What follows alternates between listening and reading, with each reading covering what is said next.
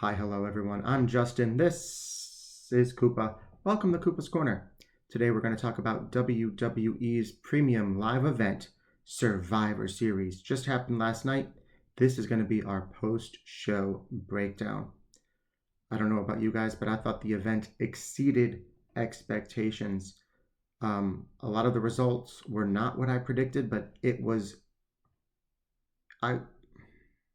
was wrong in the best way possible. Some of these results are probably what should have happened, and I was worried that it wasn't what was going to happen. So I'm really glad to have been wrong in some of these circumstances, and I really enjoyed the event, had a lot of fun. And let's just start breaking it down match by match. We're going to start with the Women's War Games match.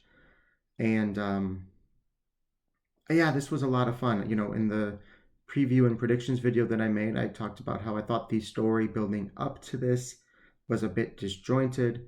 It didn't really make a lot of sense. I stand by that. They didn't fully take advantage of some of the history between these women while they were weaving their story together, though they hinted at it a little bit more than I expected them to be honest. So even though the story was disjointed, the build was a little sloppy, once they got out there and started performing, they blew the roof off the place, man. They absolutely did. And, the entrances, Rhea Ripley came out with her protective face covering, was actually very different than usual. It had horns. It was like almost a devilish thing. Rhea Ripley changed her gear up a bit. I mean, she looked great. She looked so good. I'm a huge Rhea Ripley fan. She is not only the star of the women's division, but the star of a generation. And just her entrance alone showed why. We get into the ring. It was Bayley starting off with Nia Jax. They kind of had some back and forth. The one thing that I kind of was scratching my head at a little bit was when they used her sleeve as a weapon. Maybe I'm missing something. I didn't think that would hurt very much. It's a sleeve. But, kudos for them for trying something different. Let's see, after that, Naomi came in. Naomi is much more over with live crowds. She does things for the moment. She does really good spots that pop the crowd. I kind of stand by that she is more of a caricature than a character. For storytelling reasons, she's not my favorite, but she gets out there and she puts her all into her performances, and she can prop a crowd. So, you got to give her some props there as well. She, she got the crowd going with the toilet seat spot. So, honestly, something that I sort of rolled my eyes at when I saw them pull it out from under the ring. To me, it was reminiscent of that old Vince McMahon potty humor, but they created a spot out of it that popped the crowd, and it was entertaining. It was fun, even if it was a little childish. So good for her. Let's see. After that, it was Candice LeRae who came in, stepping in front of Tiffany Stratton, and that is a rivalry I would like to see. I don't think Candice LeRae gets enough opportunity. I was never a huge fan of Candice, but I didn't dislike her by any means. She's just someone who was around, and she's just someone you didn't get to see a lot, and you didn't get to know a lot. She may low-key have been the MVP of this match. I know Io Sky is going to get, all the accolades afterwards. She's becoming synonymous with War Games the same way Kofi Kingston is sort of synonymous with the Royal Rumble. But Candice LeRae's performance, low-key, was so solid all the way through. Then it was Bianca Belair who joined, and the action really started to pick up at that point. Again, someone who we've talked about on the channel before is she's the Randy Orton to Rhea Ripley's John Cena, right? She's up there as the other star. The two of them are usually kept on separate brands so that there's one big star on each. So yeah, we'll see what happens with her going forward, and Jade Cargill. If the injury was real, if the injury was storyline, if she turned on Jade, what happened, we'll find out. But really interested to see Bianca Belair going forward. It's going to be refreshing to get her out of the tag division, right? Tiffany Stratton came in, who every performance shows out is the future, man. She is really doing something special there. She's got the crowds behind her, even as a heel. She keeps teasing those cash ins with her Money in the Bank contract, and yeah, you had to, right? Like, how could you be in a match like this and not think about taking advantage of that? So it made sense from a story perspective. Uh, Io Sky then came in, another death-defying stunt where she moonsaulted off the top of the cage with a trash can over her. That's going to be played in highlight reels for a very long time. Uh, Raquel Rodriguez came in. Raquel felt a little out of place. I'm not going to lie.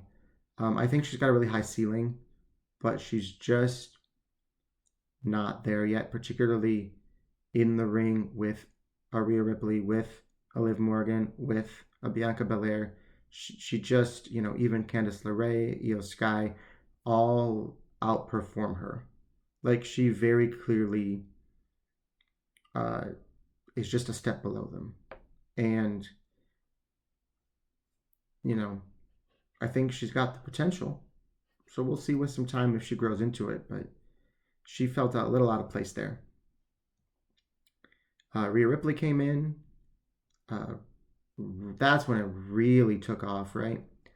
And Liv Morgan teased being afraid. Went to the back, got her baseball bat, and the match officially began. Um, some quick notes about the match that I noticed. I don't know if you guys noticed. A lot of the women, more than one of them, not all of them, but more than one of them, were really pulling their chair shots. They were really just weak, and it really just was kind of hard to buy that hurt at all. It was barely a tap, you know what I mean? Like, it was very noticeable for me. There was one spot that I noticed where Bayley was like elbow, and then Nia Jax turned around and elbowed her. I'm not sure the camera was supposed to pick that up, but we heard it, we saw it. That was kind of early in the match. Yeah, not only did Io Sky dive off the top of the cage, Tiffany Stratton did as well, just proving why she has got all of the tools to be a top star, not just in the division, but in the entire WWE. And the fire extinguisher spot was cool, with Raquel ending up handcuffed to the ropes. And then the riptide off the top rope through the table for the victory. Rhea Ripley finally getting to pin Liv Morgan a little bit. So going forward, what should we expect, right? I think we just continue to get teases of a cash-in from Tiffany Stratton. Her and Nia Jax, I don't think are going to start feuding properly for a little while still. I think that'll be the build to WrestleMania. So they're going to go back to SmackDown, kind of do their own thing. Maybe, like I said, hopefully Candice and Tiffy will sort of butt heads a little bit first, then kind of build into it. Whereas on the Raw side, now that Rhea finally pinned Liv Morgan, Io Sky has got a number one contendership, but maybe she can have a one-on-one with Raquel, put Raquel out. Maybe she can finally get her hands one-on-one with Dirty Dom, and I would love to see that match. I know we haven't had an intergender match in a very long time, and if we get one at all, it's still up for debate, right? They may not go that way, but I would love to see it. I don't know if you guys would. If you want to see that match, let me know in the comments. But I think that Rhea Ripley should get her hands on Dirty Dom, have a singles match there before getting another title opportunity, either via the Royal Rumble or the Elimination Chamber, for Liv Morgan's title, where she can face Liv Morgan one-on-one one more time at WrestleMania. I think, yeah, now that we've gotten a little bit of revenge, let's start knocking down some of the dominoes, and we can end at WrestleMania with her reclaiming her title. But yeah, everything is sort of progressing very nicely in that story, so very excited to see it. Next up, the United States Championship match, LA Knight versus Shinsuke Nakamura. And we have a new United States champion. I was wrong about this match, but I did kind of say in my preview video that it could go either way. Um, and I'm not upset to see Shinsuke win. Coming off of a return, a big loss here might have hurt him more than it'll hurt LA Knight. So, I want to be optimistic about a Shinsuke Nakamura title opportunity or title run. But, his main roster run has been so start and stop. And he's had so many moments where it felt like he was going to achieve something great and kind of hit that next level, only for him to sort of stumble back down. Um, with Vince out of the picture completely, maybe Triple H will commit to him a little bit more. But Shinsuke is someone who always has felt like he just should be performing at a higher level than he is. He was performing at a higher level in NXT, and I don't know what he was like in Japan, but he had a lot of hype, a lot of fanfare when he came over here. So I'm excited for him to have this opportunity to see what he can do with that. There was the Intercontinental Championship triple threat match. Bron Breakker retained his title there. And I think there's a lot coming out of this, right? Ludwig Kaiser showing how good he is, showing that he's got everything it takes to be a single star once he steps out of Gunther's shadow. And excited for, what stories he's going to be able to tell in the future. I'm excited for, the prospect of that. Sheamus, this might be one of the most interesting stories in the WWE right now, is Sheamus's pursuit of the Intercontinental Championship, the one title he has yet to hold in his illustrious Hall of Fame WWE career. I cannot imagine this ending without him getting his hands on that title at some point. I feel like this is going to be stretched out a bit, and we might not get the payoff on this for some time. But when he finally holds that Intercontinental Championship up in the air, the crowd is going to lose it. And they are doing some great storytelling there. Bron Breakker, as always, incredibly intense, incredibly fast, incredibly powerful. And he's got a bright future in front of him as well. So this triple threat did a great job of highlighting all three of these superstars. Probably match of the night. Yeah, I'd say match of the night. Triple threat Intercontinental Championship match. It was great. Then there was the World Heavyweight Championship match between Damien Priest and Ring General. And this match was more story than action. But that's kind of how Gunther works, right? He slows things down. He's very methodical. He's not known for his incredible feats of athleticism, right? He's got an old school kind of approach to his in-ring performances, and it works. It helps him stand out. And this was no different, right? Him and Damien told a great story of him trying to exploit Damien's injured shoulder. Finn Balor interjected himself, cost Damien the match, but received a boot to the face from Gunther for his troubles. So, maybe setting Finn Balor up as the next number one contender, that would be a great match. It would also give Damien the opportunity to return the favor, to sort of stretch their feud out a little bit. I mean, it's a little bit repetitive, right? Because that's sort of how they set up the Intercontinental Triple Threat match, right? With Sheamus and Ludwig Kaiser costing each other title opportunities. But it'd be a nice way to sort of stretch this out. You can tell a mini story between Finn and Gunther, then you can have Damien cost him, then you can sort of revisit that down the road. You really need to build Finn's credibility back up, though. He looks like a chump. The new Judgment Day, they all feel like chumps.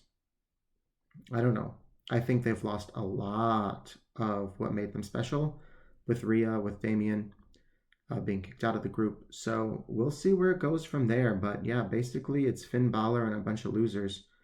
And Finn Balor has been on the wrong side of one too many beatings. So I don't buy him as a credible threat to Gunther's championship. But we'll see how it plays out from there. Finally, guys, the main event of the night, Civil War Games. The Bloodline versus the Bloodline. And this was really good. This whole match was, from start to finish, just amazing. They told a really good story that had its moments woven throughout between Punk and Reigns. Can they trust each other? Should they trust each other? They teased a lot of moments where they wouldn't, but they pulled through. This particular match is where I was wrong the most. I definitely felt like Solo would win here, maybe with help from The Rock or something like that. But I'm so glad that that's not what happened. It was always going to be much more satisfying for the OG Bloodline to win. It was always going to be much more difficult for the OG Bloodline to recover from a loss here than the new Bloodline. And it sort of felt like one of those moments where it's like, they're going to win again, and that sucks. How are they going to recover from this? And that's not what happened. They surprised me, and I don't know if they surprised you guys or not, but the right team won. They told an amazing story all the way through, some incredible spots. Bronson jumped off the top of the cage, put himself through a table. Big Jim jumped off the top of the cage, put Jacob Fatu through a table. Jacob Fatu showed up and showed out. Like, he was just a highlight reel in and of himself of this match, right? It was nice seeing the Usos work together as a team again. I understand that they've got some singles potential, and you don't want to shoehorn them back to a tag team, right? With Jay selling as much merchandise as he is and kind of popping off as much as he is, but there's something special about them as a team. So it was nice to see it. Sammy's involvement, incredible. Tongaloa is so out of place in the story. He's so out of place in this story, man. Chapter after chapter after chapter in this story, he looks like an amateur. He doesn't fit here. He doesn't belong here. I know the spotlight's not on him too much, but it was noticeable. It took me out of the moment. Some of his moments. But yeah, absolutely incredible. And where do we go from here, right? So we had a hell of a performance, and that's the amazing thing, is this opens up the door so many different ways. We have the lingering, what kind of favor is CM Punk going to cash in from Paul Heyman? That could be a really big story beat. There are a lot of options for that. I could probably make a video about that separately. But there are a lot of different options, a lot of different ways that could go. I guess we'll see in time which way they go with it. It could build to a Reigns-Punk feud. Maybe that's another direction they could go. We can hopefully, since the victory here didn't involve him taking the Ulafala back, hopefully we can get a Roman Reigns versus Solo Sikoa one more time, singles match, with no interference from anybody else. Just the two of them. And he can take the Ulafala back and sort of put that aside. And that would stretch this out just a little bit longer, buy him some time to get to the road to WrestleMania. Once we get to the road to WrestleMania, that's when The Rock should return, and that's when Roman and The Rock should be feuding.